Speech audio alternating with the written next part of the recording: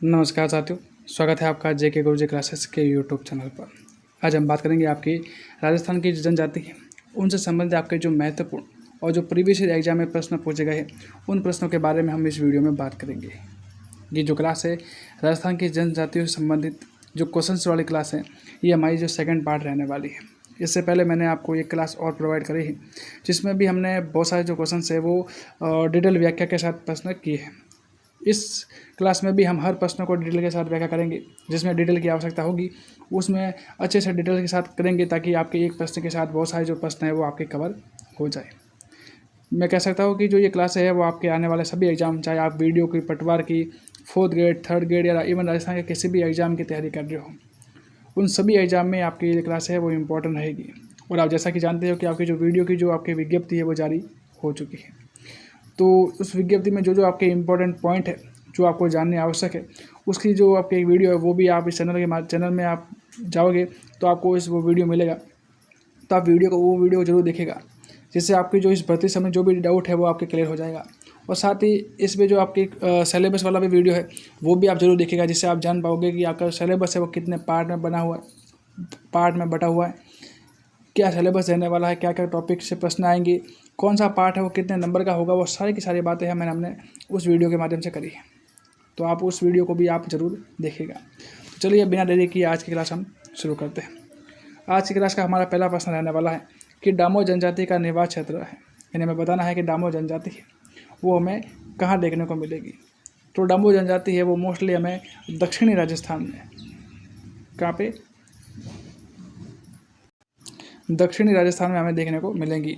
और दक्षिणी राजस्थान की बात करूँ तो अगर प्रॉपर जिले की बात करूँ तो हमें देखने को मिलेगा आपके डूंगरपुर, बांसवाड़ा और उदयपुर। कहाँ कहाँ पे है? डूंगरपुर, बांसवाड़ा और उदयपुर में हमें कहते हैं कि डामो जनजाति है वो देखने को मिलेगी। याद रखिएगा कि डामो जनजाति है ना, वो भील जनजाति की ही उपजाति मानी जाती है। किसकी? भील जनजाति है, उसकी ही उपजाति है वो आपके डामो जनजाति मानी जाती है। तो ये बात थोड़ा ध्यान रखिएगा। नेक्स्ट अगला है कि राजस्थान सरकार के द्वारा जनजातीय क्षेत्र विकास विभाग की स्थापना किस वर्ष करी गई थी? यानी जनजातीय क्षेत्रीय विकास विभाग है उसकी स्थापना है वो करी गई थी आपके 1975 में। कब करी गई थी? 1975 में करी गई थी। उसका उद्देश्य क्या था? अगर आपको इसका उद्देश्य पूछ लिया जाए कि इसका उद्देश्य क्या था, तो वो था आपके कि सुनियोजित तरीके से जो आपके अनुसूचित जनजाति है, सुनियोजित तरीके से जो जनजाति है, आपके अनुसूचित जनजाति है, उनके विकास के लिए जो कार्यक्रम बनाए जाते हैं, जो नीतियाँ बनाई जाती हैं, जो योजनाएं बनाई जाती है, उसको सुचारू रूप से बनाई जाए, उसको लागू की जाए, उसका काम है वो ये काम है वो जनजातीय क्षेत्रीय विकास विभाग है वो करता है, जिसकी स्थापना है आपके 1975 में की गई थी। नेक्स्ट है कि भीलों के कमरों के बाहर स्थित जो बरामदे यानी जो गैलरी है उसको क्या कहते हैं? इंपॉर्टेंट क्वेश्चन है कि इसके जो बरामदे हैं उसको क्या कहते हैं? भीलों के बाहर जो कमरे हैं में स्थित जो बरामदे होते हैं, जो गैलरी होती है, उसे क्या कहते हैं? तो उसे कहते हैं आपकी डहलिया। क्या कहते हैं? डहलिया के नाम से जानते हैं। इंपॉर्टेंट बात है, याद रखिएगा। अगला है ये माही नदी का उद्गम है। अब जनजातियों में माही नदी कहाँ से आ गई? तो याद रखिएगा कि क्योंकि माही नदी है वो आपकी आदिवासी के लिए आपकी महत्वपूर्ण नदी मानी जाती है, क्योंकि इसे दक्षिण राजस्थान की स्वर्ण रेखा के साथ साथ आदिवासियों की गंगा, क्या कहते हैं इन्हें, इस नदी को कहते हैं कि आदिवासियों की गंगा के नाम से भी जानते हैं। इस कारण ये आपकी इम्पोर्टेंट हो जाती है। माही नदी है वो आपके डूंगरपुर और बांसवाड़ा में बहती है। कहाँ पे? डूंगरपुर और बांसवाड़ा वहाँ पे बहती है, लेकिन इसका जो उद्गम है वो आपके मध्य प्रदेश से होता है। कहाँ से होता है? मध्य प्रदेश की बात की जाए तो मध्य प्रदेश में आपके अमरूर की जो पहाड़ी आती है, कहाँ पे? मध्य प्रदेश की बात की जाए तो मध्य प्रदेश में भी बात की जाए तो आपके अमरूर की पहाड़ी आती है, अमरूर की पहाड़ी है। और आप मेहद झील, अमरूर की पहाड़ी और मेहद झील है, मेहद झील और धार तहसील मध्य प्रदेश है, वहाँ से होकर आपकी जो माही नदी है इसका उद्गम होता है। राजस्थान में उल्टे यू आकार की आपकी ये नदी होती है जो दक्षिण से राजस्थान में प्रवेश करती है और दक्षिण से ही राजस्थान से बाहर निकल जाती है। तो ये वाली नदी आपके आती है। अगला है कि डामो जनजाति राजस्थान में मुख्य रूप से पाई जाती है। मैंने अभी बात करी कि डामो जनजाति है, क्योंकि आपके प्रश्न वापस रिपीट हुआ है, तो आप जानते हो कि प्रश्न रिपीट होना मतलब अपने आप में इम्पोर्टेंट क्वेश्चन होता है। तो मैंने बताया कि डामो जनजाति है वो आपकी दक्षिणी राजस्थान यानी कि डूंगरपुर, बांसवाड़ा और उदयपुर में हमें देखने को मिलती है। मैंने ये बताया कि आपकी दक्षिण राजस्थान में देखने को मिलती है। साथ ही मैंने एक बात और भी बताई थी आपको कि ये जो डामो जनजाति है वो भील जनजाति है, उसकी उप जनजाति मानी जाती है। ठीक है, मुख्य रूप से जो डामो जनजाति है वो किसान होते हैं। क्या होते हैं? किसान होते हैं। लेकिन इसमें भी डामो जनजाति उसको 2 भागों में बांटा जाता है। कितने भागों में? इसमें भी इनको 2 भागों में बांटा जाता है। और 2 कौन कौन से? एक तो होते हैं आपके जमींदार। कौन होते हैं? एक तो होते हैं आपके जमींदार और दूसरे होते हैं बटाईदार। कौन होते हैं? दूसरे होते हैं आपके बड़ाईदार होते हैं। बड़ाईदार है। 2 प्रकार के डामोर है वो पाए जाते हैं। कौन कौन से? जमींदार डामोर और बड़ाईदार डामोर। ठीक है, तो ये सारी बातें आपको थोड़ा ध्यान रखिएगा। नेक्स्ट है कि ग्रासिया जनजाति का मुखिया कहलाता है। इंपॉर्टेंट है।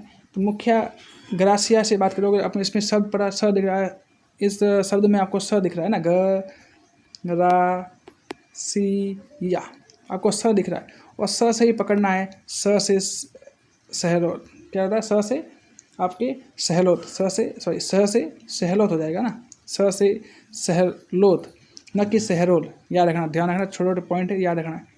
नेक्स्ट है कि मक्का राजस्थान की किस जनजातियों का प्रमुख भोजन है? मक्के की बात की जाए, प्रमुख भोजन की बात की जाए, तो ये आपकी जो भील जनजाति है वो आपके कहते हैं कि इनका मुख्य भोजन होता है। याद रखिए कि मक्का की ज़्यादातर खेती है ना वो अरावली की जो पहाड़ी ढाल है, अरावली की जो ढालों में इसकी जो खेती है वो की जाती है। किसकी? मक्के की खेती की जाती है। अगला है कि कथोड़ी जनजाति का मुख्य रूप से किस जिले में पाई जाती है? कथोड़ी जिले की बात की जाए तो कथोड़ी है वो आपके उदयपुर में पाई जाती है। कहाँ पे? उदयपुर में पाई जाती है। याद रखना, कथोड़ी जनजाति है ना, इनके द्वारा कहते हैं देसी शराब भी बनाई जाती है। देसी शराब कहते हैं कथोड़ी जनजाति है ना वो आपके जो देसी शराब बनाने का भी कार्य करते हैं आपके उदयपुर में। और अगर तहसील पूछी जाए तो कोटरा तहसील में। कहाँ पे? कोटड़ा तहसील और उदयपुर में कथोड़ी जनजाति है मुख्य रूप से आपके निवास करती है। वो आपके मोस्टली आपके देसी शराब बनाने का कार्य करती है। और वो बनाते हैं आपके महुआ का जो पेड़ होता है ना, महुआ का जो पेड़ होता है उस पेड़ से देसी शराब बनाने का कार्य है वो करते हैं। अगला है कि ग्रासिया जनजाति में मोर बंदिया रीति रिवाज किस अवसर से जुड़ा हुआ है? अच्छा, मोर बंदिया के नाम से जाना गया। तो पहली बात तो यह है कि मोर बंदिया है, ये रिवाज है वो विवाह से संबंधित है। किससे संबंधित है? विवाह से संबंधित है। फिर याद रखिएगा ग्रासिया जनजाति है ना उसमें 3 प्रकार के विवाह देखने को मिलते हैं। कितने प्रकार के? 3 प्रकार के विवाह। एक तो हो गया आपके मोर बंदिया। कौन सा हो गया? आपकी मोर बंदिया विवाह है वो देखने को मिला। अच्छा, मोर बंदिया के विवाह क्या होता है कि इस प्रकार का जो विवाह होता है ना उसमें प्रॉपर जो हिंदू रीति रिवाज होता है ना उस रीति रिवाज के अनुसार विवाह होता है ना। प्रॉपर रूप से जो पंडित है वो आपके साथ फेरा करवाता है। प्रॉपर हिंदू रीति रिवाज से विवाह होता है, उसमें होता है वो आपके मोर बंदिया विवाह में होता है। दूसरा विवाह में एक और देखने को मिलता है, मैं कुल मिला के इसमें 3 प्रकार के विवाह देखने को मिलता है। दूसरा विवाह देखने को मिलता है आपके पहरावना विवाह। कौन सा होता है?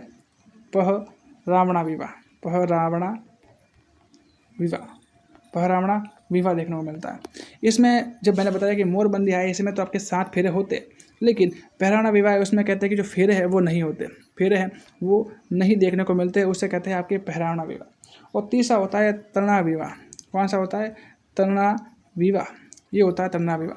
तरना विवाह क्या होता है कि इसमें ना तो फेरे होते हैं ना कुछ विवाह होता है, कुछ नहीं होता है। सीधे ही कहते हैं कि जो लड़का है वो लड़की को भगा कर शादी कर लेता है, लड़के के द्वारा लड़की को भगाया जाता है। इस प्रकार के विवाह को कहते हैं तरना विवाह के नाम से जानते हैं। ठीक है, तो याद रखिए मैंने आपको 3 प्रकार के विवाह बताए, वो भी ग्रासिया जनजाति में प्रचलित है। कौन कौन से? एक तो मैंने बताया आपके मोर बंदिया विवाह, एक बताया आपको पहरावना विवाह बताया, और एक बताया आपको मैंने तरना विवाह। ठीक है, मोर बंदिया जिसमें फेरे होते हैं, पहरावना विवाह जिसमें फेरे नहीं होते, और तरना विवाह जिसमें न तो फेरे होते हैं ना विवाह होता है, कुछ नहीं होता है, केवल सीधा लड़का है वो लड़की को भगा कर ले जाता है और शादी कर लेता है। ठीक है, नेक्स्ट है अगला प्रश्न है कि कर्नल जेम्स टॉड के अनुसार मीणाओं के मूल निवास स्थान निम्न में से कौन सा है? तो मीणा है तो उनका मूल निवास स्थान है वो कर्नल जेम्स टॉड है। उन्होंने माना था आपके काली खो की जो पर्वतमाला है, काली खो पर्वतमाला है ना वो आपके स्थान है, वो उनके अनुसार आपकी मीणाओं का मूल निवास स्थान उन्होंने माना। अगला कि तरना और मोर बंदिया विवाह निम्न में से किस जनजाति में प्रचलित है? मैंने अभी बताया कि मोर बंदिया जिसमें 7 फेरे होते हैं, और तरना विवाह जिसमें न तो फेरा होता है, न विवाह होता है, न कुछ नहीं होता, सीधा आपके लड़का है वो लड़की को भगा कर ले जाता है, वो होता है तरना विवाह। और ये दोनों जो प्रथा है वो विवाह से संबंधित है। कहाँ से संबंधित है? विवाह से संबंधित है। और दोनों प्रथा है वो विवाह से है, और विवाह में भी किस जनजाति से बात की जाए तो ग्रासिया जनजाति से हमें संबंधित देखने को मिलती है। अगला है कि भीलों के द्वारा लड़की के विवाह के समय घर की दीवार पर बनाए जाने वाले लोक देवी के चित्रण को क्या कहते हैं। याद रखना कि भीलों की जो इसमें आराध्य देवी भी मानी जाती है। कहते हैं कि विवाह के समय भील जनजाति है, क्या रखना है कि विवाह के समय है जो भील जनजाति है, वो भील जनजाति अपने जो दीवार है, घर की दीवार है, उस घर की दीवार पर आपकी एक देवी है, घर की दीवार पर देवी का कहते हैं भित्ति चित्र बनाते हैं। क्या बनाते हैं? भित्ति चित्र बनाते हैं। तो आपको बताना है कि वो कौन सी देवी है, तो वो आप क्या होती है? भराड़ी माता। कौन सी होती है? भराड़ी माता है। उनका कहते हैं कि भीलों के द्वारा भित्ति चित्र बनाया जाता है, विवाह के उपलक्ष्य में बनाया जाता है। अगला कि सासी जनजाति के लोग राजस्थान के किस जिले में मुख्य रूप से पाए जाते हैं। सासी जनजाति की बात की जाए तो कहते हैं कि सासी जनजाति है वो आपकी भरतपुर में, कहाँ पे? भरतपुर में जाती है, क्योंकि भरत की सांस फूलती रहती है बार बार, भरत की सांस फूलती है, क्या होती है? फूलती हैं, इसलिए सासी जनजाति भरतपुर में, सासी जनजाति फूलती आपके भरतपुर में है। ठीक है। अगला है कि भीलों के वस्त्र के संदर्भ में फेंटा क्या है। भीलों के संदर्भ में जो वस्त्र है उसमें फेंटा है वो क्या माना जाता है। तो फेंटे की बात किया तो ये एक प्रकार का क्या होता है? सिर का वस्त्र होता है। एक प्रकार का सिर यानी सर पर बांधने वाला वस्त्र होता है, या तो कह सकता हूँ एक तरह से पगड़ी है वो कह सकता हूँ, वो होता है आपके फेंटा, उसे कहते हैं। अगला है कि निम्न में से कौन सी जनजाति है राजस्थान में नहीं पाई जाती है, वो बताना है। तो राजस्थान में नहीं पाई जाने वाली जनजाति है वो आपकी भील पाई जाती है, मीणा पाई जाती है, गरासिया जनजाति पाई जाती है, सहरिया पाई जाती है, डामोर पाई जाती है, लेकिन गारो आपकी जनजाति है वो आपकी नहीं पाई जाती है। नेक्स्ट है कि राजस्थान में विशिष्ट रूप से जो आघात योग्य जनजाति में शामिल होने वाली एकमात्र जनजाति कौन सी है। आघात योग्य मतलब जिसमें हो सकता है कि उसके आघात योग्य जनजाति जिसमें कह सकता है कि जिनकी जनसंख्या धीरे धीरे कम होती जा रही है, वो आपकी जनजाति है सहरिया जनजाति। कौन सी है? सहरिया जनजाति आती है। फिर अगला प्रश्न हमारे पास रहने वाला है कि विश्व आदिवासी दिवस मनाया जाता है। इंपॉर्टेंट क्वेश्चन है कि विश्व आदिवासी दिवस है वो कब मनाया जाता है। तो विश्व आदिवासी दिवस मनाया जाता है 9 अगस्त को। कब मनाया जाता है?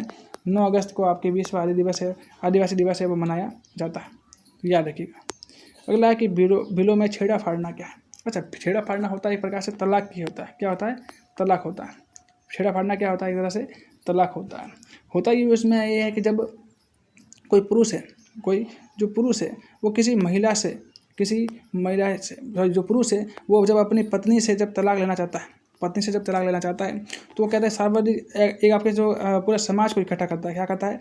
पूरे समाज को एक सभा बुलाता है या समाज को इकट्ठा करता है, और इकट्ठा करने के बाद पूरे समाज के सामने जो अपनी पगड़ी होती है, जो उनकी जो पगड़ी होती है, उस पगड़ी का जो एक सिरा यानी एक कोना है या एक सिरा है वो फाड़ते हैं। क्या कहते हैं? वो फाड़ देते हैं, और फाड़ने के बाद कहते हैं सामूहिक रूप से उसको तलाक देने की घोषणा करते हैं, और इस प्रक्रिया से कहते हैं कि इन दोनों का क्या हो जाता है, वो समाज मान लेता है कि इन दोनों का क्या हो गया है, तलाक। तो इस पूरी प्रक्रिया को कहते हैं छेड़ा फाड़ना। क्या कहते हैं?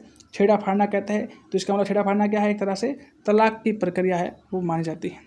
और अगला है राजस्थान में आदिवासी महिलाओं में फटकी परिधान कौन पहनता है।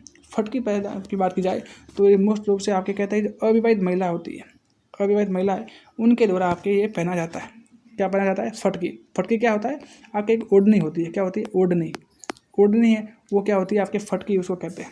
याद रखना कि इस फटकी जो ओढ़नी है इसको एक नाम इसे पगली भंता की ओढ़नी भी कहते हैं। हाँ, क्या कहते हैं इसे पगली भंता की ओढ़नी के नाम से भी इसे जाना जाता है। तो ये भी बात थोड़ी इंपॉर्टेंट है, याद रखिएगा, क्योंकि हो सकता है कई बार इसमें फटकी दे रखा है और कई बार आपके एग्जाम में पगली भंता की ओढ़नी भी कह दी जाए कि किसके द्वारा ये पहनी जाती है, तो भी आपका आंसर क्या हो जाएगा कि अविवाहित महिला है उनके द्वारा कहते हैं कि जो ओढ़नी है वो पहनी जाती है। तो आज क्लास हम यही रखते हैं। आई होप कि जितने भी क्वेश्चन किए हैं हमने आपको पसंद आए होंगे, अच्छे लगे होंगे, और क्लासें भी आपको अच्छी लगी होगी। अगर अच्छी लगी है तो इस वीडियो को लाइक ज़रूर कीजिएगा, और दोस्तों के साथ शेयर भी जरूर कीजिएगा। साथ ही इसका जो पहला पार्ट है वो आपने अगर नहीं देखा तो उसे भी जरूर देखिएगा। इनके अलावा बहुत सारी जो क्लास हुई है जो हमें टॉपिक वाइज टेस्ट सीरीज के रूप में हुई है, जिसमें हम प्रॉपर डिटेल के साथ हमने बात करी है, तो अगर आपने वो क्लासें भी नहीं देखी है तो उस क्लासों को भी आप जरूर देखिएगा। और चैनल पर नहीं है तो चैनल को सब्सक्राइब भी जरूर करिएगा, ताकि ऐसी और भी वीडियो है वो आपके लिए लाई जा सके, और साथ ही इसका सबसे पहले नोटिफिकेशन अब आपको मिल सके, और टाइम टू टाइम आपको क्लास है वो आपको प्रोवाइड हो सके। तो मिलते हैं ऐसी नेक्स्ट और क्लास में, तब तक के लिए पढ़ते रहे, बढ़ते रहिए। धन्यवाद।